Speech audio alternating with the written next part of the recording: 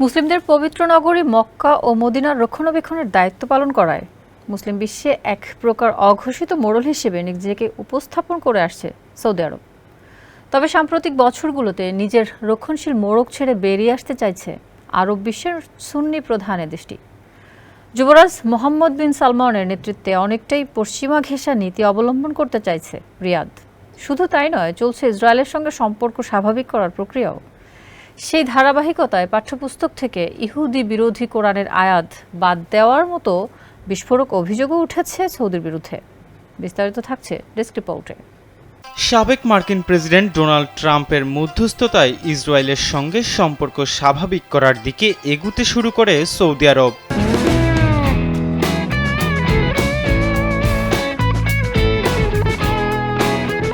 তবে মুসলিম বিশ্বের প্রতিক্রিয়ার ভয়ে সে কার্যক্রম চলে একেবারেই গোপনে।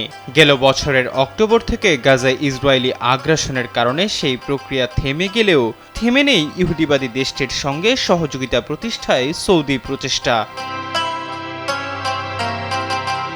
এমন লক্ষ্যে গত কয়েক বছর ধরেই সৌদি আরবের পাঠ্য বইতে পরিবর্তন আসছে। এবার দেশটির পাঠ্যপুস্তক থেকে কোরআনের বিভিন্ন আয়াত বাদ দেওয়ার অভিযোগ করেছেন ইয়েমেনে ইরান সমর্থিত গোষ্ঠীর নেতা আব্দুল মালেক আল হুতি। শনিবার ইরানের আধা সরকারি বার্তা সংস্থা মেহের নিউজ এজেন্সির এক প্রতিবেদনে এমন তথ্য জানানো হয়েছে। আব্দুল মালেক আল হুতি বলেন, কোরআনের যেসব আয়াতে ইহুদিদের নেতিবাচক কর্মকাণ্ড সম্পর্কে সতর্ক করা হয়েছে সে আয়াতগুলো সৌদি আরবের পাঠ্যপুস্তক থেকে সরিয়ে দেয়া হয়েছে। এই ধরনের পদক্ষেপ ভবিষ্যৎ প্রজন্মের জন্য একটি বড় অবিচার উল্লেখ করে হুতি নেতা বলেন, সম্ভবত ইসরায়েলি সরকারের সঙ্গে সম্পর্ক স্বাভাবিক করার জন্য সৌদি সরকার এই পদক্ষেপ নিয়েছে। এ সময় ইসরায়েলের সঙ্গে কূটনৈতিক সম্পর্ক স্থাপনকারী আরেক আরব দেশ সংযুক্ত আরব আমিরাতও পাঠ্যপুস্তক থেকে কোরআনের শিক্ষা বাদ দেওয়ার এই নীতি অনুসরণের কথা ভাবছে বলে অভিযোগ করেন আল হুতি।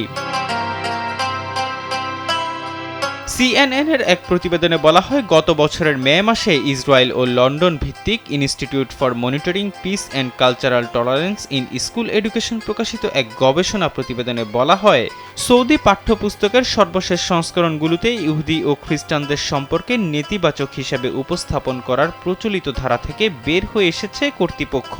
সাম্প্রতিক বছরগুলোতে ধারাবাহিকভাবে এই পরিবর্তন আনা হয়েছে। এহসান আব্দুল্লাহ, কালবেলা ডেস্ক।